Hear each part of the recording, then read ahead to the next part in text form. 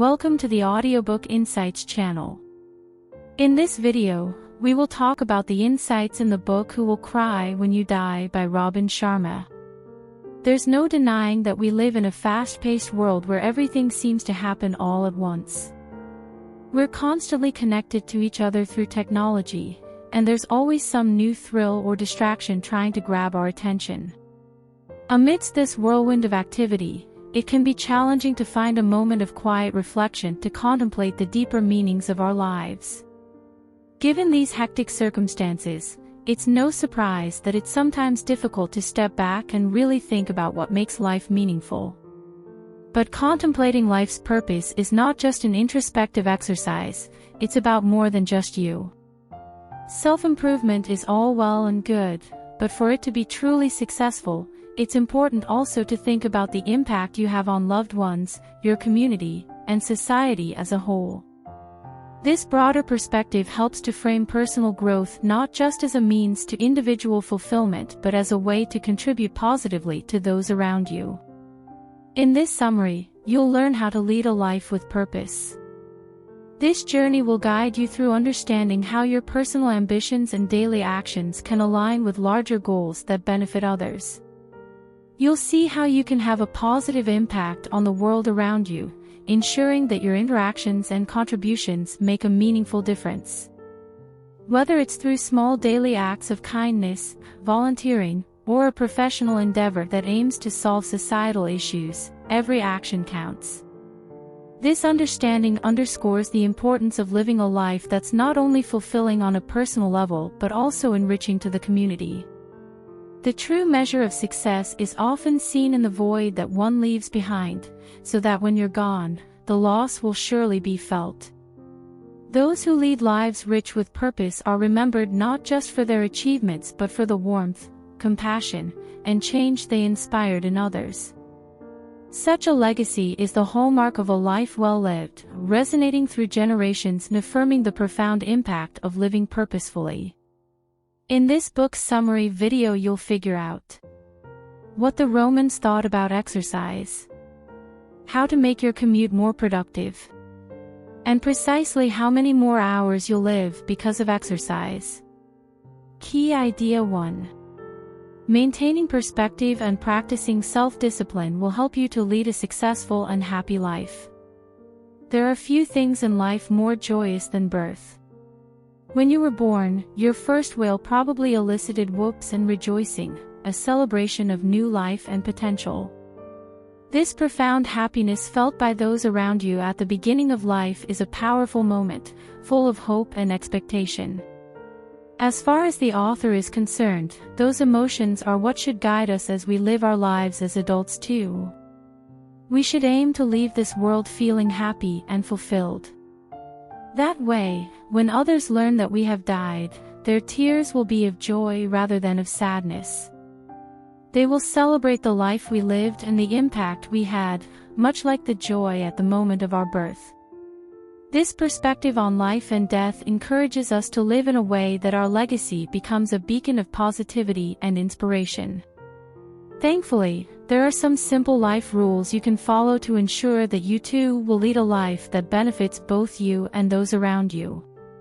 These rules are not just about achieving personal success but fostering a life that is rich in relationships and experiences. The first principle is maintaining perspective. The famous theoretical physicist Stephen Hawking liked to tell people a simple story to illustrate this point. We humans live on a small planet, which circles a very ordinary star, somewhere on the edge of a galaxy that is just one galaxy among hundreds of billions. His message: we need to get some perspective, don't take things so seriously. Understanding our place in the universe can help us realize that many of our daily concerns are insignificant in the grand scheme of things. Now, don't go thinking that you need to delve into the depths of your psyche to achieve that. You can begin your new direction in life quite practically. For instance, say that someone doesn't hold the doors for you as you approach an elevator.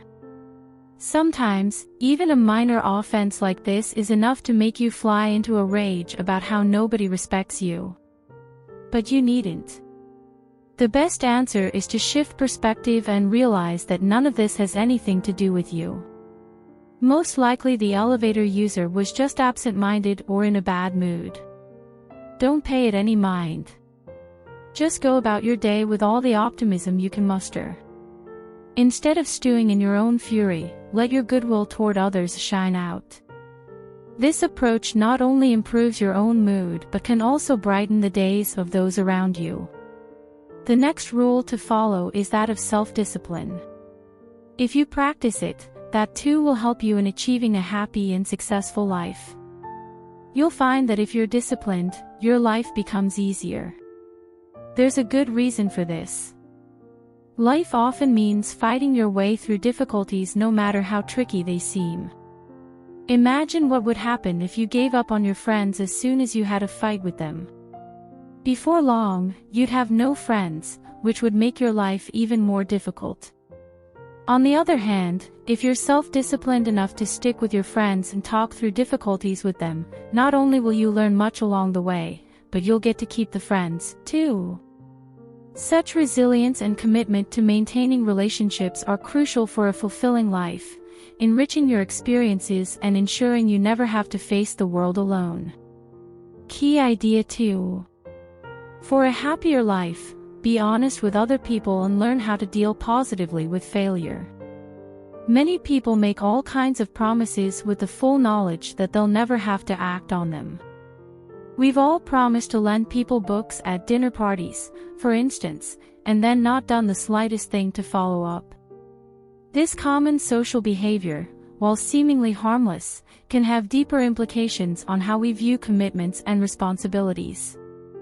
Breaking promises, however, is a bad habit to get into. It simply doesn't lead to a happy life.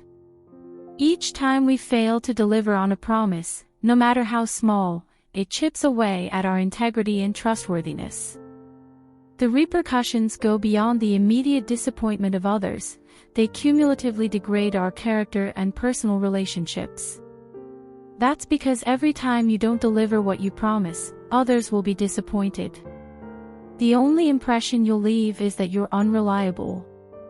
This reputation for unreliability can stifle personal and professional opportunities and erode the trust others place in us, making it difficult to maintain meaningful relationships.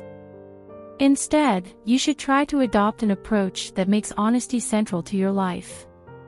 Start by being mindful of your everyday interactions. Keep tabs on it.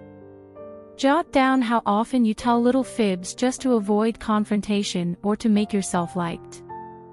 This self-monitoring can be quite revealing and is often the first step toward changing how you communicate and commit to others. The next stage is to dedicate yourself to being completely honest for a whole week. The simple aim is to be true to your word, whether with yourself or others.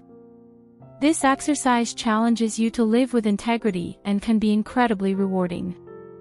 At the most basic level, this means if you make a commitment you have to stick to it, even if no one else knows about it. This commitment to self-honesty not only builds character but also enhances your self-respect and satisfaction. You'll be surprised at just how happy it will make you to keep your promises, especially if you're unaccustomed to it. The positive feedback loop created by others' appreciation and the internal reward of self-respect can be highly motivating. There's another basic rule that's really useful in making happiness part of your life: learn to cope with failure and difficulties. This approach is not as negative as it sounds. Actually, difficult experiences teach you the best lessons. They forge resilience, deepen empathy, and enhance problem-solving skills, contributing to a well-rounded and robust character. Just look at people who've endured serious illness. In the author's experience, it's they who turn out to be happiest and healthiest later in life. That's because they learned how to care for themselves in the most difficult circumstances, and so have a deeper understanding of life. They often emerge with a heightened appreciation for the present and a clearer perspective on what truly matters. There's a related trick. Put simply, life is better when you take risks and live fully. You may often fail, but that's much better than living out a life of boring mediocrity. Embracing challenges and stepping out of your comfort zone enriches your life with diverse experiences and opportunities. Say that you once dreamed of being a surgeon, but were scared of failing the exams. Or maybe you were worried you couldn't face the job pressure. If that's the case, you may have missed out on your dream career due to fear. However, if you tried, maybe you'd have actually managed to become a surgeon. And so what if you'd ended up failing a few times along the way?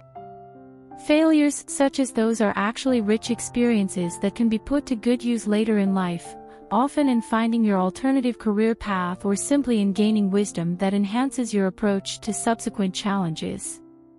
Key idea 3. A meaningful life entails focusing on what's essential, but don't forget to reward yourself with regular breaks. Life can be overwhelming at times, it's true. If you find days go speeding by and it feels like you don't even have a moment to breathe, that's a clear sign that something needs to change. This frenetic pace can lead to burnout, dissatisfaction, and a sense of disconnection from what truly matters to you. Specifically, you need to get your priorities in order. If not, you'll find that other people's demands and requests will swallow you up, dictating how you spend your days and even how you think and feel. Without clear priorities, it's easy to drift into being reactive, constantly responding to external pressures without ever addressing your own needs and aspirations. Above all, if you work out what's essential and important to you, then your life will become more meaningful as a consequence. Determining what you value most can guide your decisions and actions, giving your life direction and purpose. There's an old Chinese tale that really gets that idea across. The story goes that there once was a sword maker who was so talented that he was charged with forging swords for the rulers of China. One of these kings was so impressed by his weapons that he went to the sword maker and asked him what the secret to his success was. Much to the king's surprise, the answer wasn't that the sword maker had mastered a secret and mystical skill. No, the sword maker simply replied that he had dedicated his life to his work. Every waking hour for the previous 20 years had been spent perfecting his art. The moral holds true today. Just think of the world-renowned basketball player Michael Jordan. He didn't personally secure his own contracts, pick out his suits, or work out the nitty-gritty of his travel arrangements. He had personal assistants and lawyers to take care of all of that. His own job was kept simple. His energy and time were to be spent training and playing basketball. With that said, if you follow a path of extreme focus, you'll find that it does get a little tiring. Even the most consummate professional won't find meaning in life through constant work alone. Meaning also comes from other areas of life. Deep friendships and relationships will help, as will giving yourself time to relax. So while focusing on meaningful life goals will take you a long way, be sure to give yourself time off regularly so you can enjoy life's other meaningful aspects. Your family will certainly thank you for it. There's a side benefit to taking occasional time out: your stress levels will be reduced. You'll therefore find yourself happier and healthier. That's sure to bring a lot of joy. But free time doesn't just appear out of nowhere. Be sure to include regular time off in your weekly schedule. There's a term for this: sabbaticals. Originally, these were religious holidays devoted to contemplation and prayer. But the same principle still applies. You need time to step back from life and relax. Practically, all this means you should aim to make your sabbaticals of about 2 to 3 hours in length, and you should distribute them throughout the week. This structured approach ensures that you have dedicated time to recharge and reflect, which is vital for maintaining balance and well-being in a fast-paced world. Key idea 4. Remember how to enjoy life by imitating children and by taking good care of your body. There's a certain wonder in childhood that's easily forgotten as we grow up. Just consider how kids eat bread. Many of them go straight for the center, picking out the soft bit with their hands before throwing the crust to one side. As a parent, you might find that sort of behavior more than a little annoying. But there's actually much to be said for children's unapologetic liking for what gives them the most joy. As adults, we should imitate children in order to relearn to love life. Think of all the energy that goes to waste doing things we hate, whether it's paying bills, organizing cupboards, updating resumes, filling out tax forms, or just worrying. These things just drain the fun out of life. Needless to say, some of those things have to be done, but that doesn't mean you should invest any more than the absolute minimum of attention in them. A good strategy for shifting your focus away from the drudgery of these day-to-day tasks is to remind yourself of what you actually like to do. And if you're struggling to remember what it is you enjoy, take a little inspiration from children. Reconnect with your inner child. Eating ice cream, rollerblading, dressing up, or playing with your pet are all activities you can enjoy no matter your age. There's another important aspect to be mindful of when it comes to enjoying your life. You have to take good care of your body. In ancient Rome, people were well aware that a healthy mind was only really possible if the body was healthy too. That still holds true today, especially if you want to enjoy life. Most critically, of course, if your body's healthy, you're much more likely to live longer. One Harvard University study shows just that. It looked at the lives of 18,000 of their graduates, paying particular attention to how exercise featured in their lives. The study concluded that for each hour of exercise people undertook, they added, on average, 3 hours to their lifespan. You too should therefore use exercise to take care of your body. It needn't be extreme either. Even just a regular routine on a treadmill will take you a long way. Key idea 5. Remember that since life is a process, focusing solely on goals may be counterproductive. Nowadays people are obsessed with being goal-oriented. They think defined achievements will make their lives complete, that somehow a new relationship, a promotion, or a fancy house or car will make them happy. That's bunkum. In reality, it's the process that goes into achieving goals that is really of use.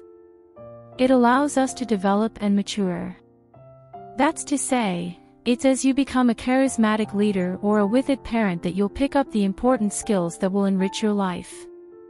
After all, great leadership or parenting skills don't just come from nowhere. This approach to personal development also affects how you should celebrate achievements. Rather than toasting to the big result, really try to acknowledge the whole process, and how it has shaped you. So say you've been learning to drive and you've passed your test. Of course you should celebrate the impression you made on the examiner, and earning your license, but remember the equally important process you've been through. Along the way, you've taken responsibility for yourself and others, you've gained independence, and you've trained your powers of coordination. A key component of positive change is self-awareness. The author himself has had to get to grips with this throughout his career. He always loved being invited to speak on radio and television. It gave him a real buzz. But then he actually played back what he said and analyzed his words. It turned out he was speaking way too fast. He was almost incomprehensible. In order to improve and effect positive change, he knew he had to become really attuned to the exact issues he wanted to improve upon. His solution was to sign up for online public speaking courses, as well as to join a speakers association. His public speaking soon improved and, thanks to that, further professional success soon followed. You too should take the same approach. A key part of the dynamic is to recognize areas of weakness en route. Being conscious of them is the first step to improvement. Key idea 6. Recognize the value of time and learn to control your emotional reactions. If there's one complaint that you're sure to hear today from someone, it's that there's simply not enough time.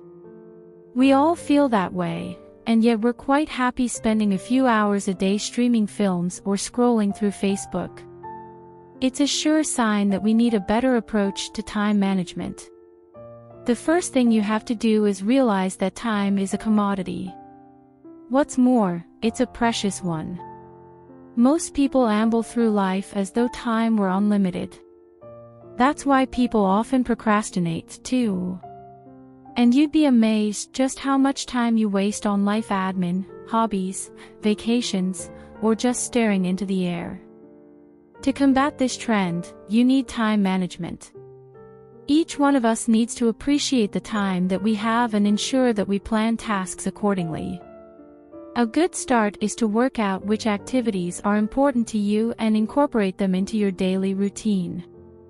Meditation, skills acquisition, care of the home or project work can all find a spot in the schedule. You just need to make sure you keep to your schedule and don't let your plans drag on. Time management is one way to stay happy. But if you complement this approach with emotion management, you'll find yourself happier still. Think about it, if you unleash negative emotions on the world, you'll not only waste a load of time, but it'll also lead to all sorts of negative consequences. All those friendships you've spent years nurturing? Poof! Too many tantrums, and you may lose them. But negative emotions also affect time management. If you have too much negativity swirling around inside of you, then this will manifest as plenty of procrastination. Just think of any occasion when you've rehashed an old argument to yourself long after it's over. Your partner or colleagues couldn't care less. They've long forgotten it, but you're still wasting time mulling it over. Let's join the dots together. If you control your emotional reactions, you'll have more time for what's important, and so end up happier in the long run. So when someone gets your goat, count to 100 before you even try to reply. The delay will ensure your response is calm and considered. And if your emotions are burning red hot, then really take some time out. You need at least 30 minutes to calm down, maybe a little meditation will help too. Key idea 7. Connecting with nature and making use of your commute will ensure happiness and success. If you live in a town or city, you'll know the feeling, everything seems to happen all at once. That's what it is to be overloaded. But things used to be different. Think about just how much information is in one copy of the New York Times. If you lived in 17th century England, it would take a whole lifetime to be exposed to the same amount of material. Given all of that, it's critical that you take the opportunity to turn off your brain for a little while every now and then and relax. A great way to foster relaxation and happiness is to connect with nature. The author is a big fan of this himself. Often, after a week packed full of giving talks, signing books, and making television appearances, he'll head out. A beautiful park or the woods are places conducive to letting the mind relax. The sound of the wind rustling through the trees is enough to bring him into a meditative state. If you, too, can enter into such a mind space, you'll find that current priorities become clear. That sense of urgency associated with meaningless tasks will simply disappear. There's another great aspect to nature. It can really help to stimulate creativity. It's surely no fluke that Isaac Newton discovered gravity while he was camped out under an apple tree. It may seem like an effort to get close to nature. But you can make it easier by incorporating a little greenness into your daily commute, for example by walking through a park. And while we're on the topic of commuting, remember that it, too, can be used for success. The average commute is between 30 and 90 minutes long. That adds up to an awful lot of time each week. Be sure, then, not to waste time gaping out of the train window or yelling at other cars. If you've got a radio or a smartphone, you can use that time to listen to educational audiobooks or podcasts. And if you're on public transport, you can do all kinds of constructive things, from meditation to reading. If you use your commute for self-improvement, then you'll soon begin to reap the benefits. There's really no reason to spend those hours idling and daydreaming. Key idea 8. Rather than complaining, focus actively on what you can bring to the world. We all love it when we can gripe about something, but sometimes it can go too far. You know the type of person, someone who is always sighing, complaining that he or she doesn't have enough time to work out or learn a new language or skill. But such complaining has little to do with the real world. It's just the result of a negative mindset. If that's you, then you'll be pleased to know that just by being a bit more proactive, you can get out of the rut. So if you feel you're often short of an hour in your day, then just get up that much earlier in the morning. The same principle applies if you feel that the economy is against you or that the environment's polluted. Griping about pollution will get you nowhere, but proactive recycling and carbon footprint reduction will make some difference. And if you feel that the economy is stopping your career development in your company, then start polishing your CV or getting your portfolio ready to be sent out. If, say, you're a designer, sit down and create a couple of new posters or object designs. Those first steps are critical. Once you see that change is possible, you'll realize that complaining is just wasted energy. Another element to being successful is recognizing your own value to the world. So when you choose your vocation, think hard about what you can contribute to others' lives. Knowing your worth will push you to get the well-paid and gratifying job you deserve. After all, you'll know your efforts will truly be adding something to the world. Surgeons are the classic example here. A surgeon isn't intrinsically better or cleverer than any other professional. But surgeons have spent countless hours working on highly specialized skills. Their expertise allows them to make contributions that are significant and life-altering. That explains why surgeons are seen as so valuable by society. It's never too late to begin. You, too, can work on acquiring rare skills that are needed in your community. Start reading, studying, and preparing yourself to think originally. Let's return now to where these parts began. Others are sure to cry when you die if you've lived your life as the best possible version of yourself. This version isn't something abstract. It will emerge quite naturally if you treasure your time, focus on your life goals, remember to have fun and celebrate life as it happens. Final summary. Ask yourself who will cry when you die. This poignant question isn't meant to evoke sadness but to provoke thought about the impact you are making on the lives around you. If you feel that few people will miss you, it may be time to make some changes. Reflecting on this can lead to a deeper understanding of how you relate to others and the kind of legacy you wish to leave. To give your best and to enrich other people's lives takes a bit of effort, but it's worth it. The rewards of nurturing meaningful relationships and contributing positively to the community are immeasurable. Not only do these efforts bring joy to others, but they also provide personal fulfillment, helping you to feel more connected and valued. You should aim to find personal fulfillment and live your life to its full value. This means exploring what brings you joy and satisfaction and aligning your daily actions with those values. Whether it's through your career, hobbies, or volunteering, find ways to express yourself and make a difference.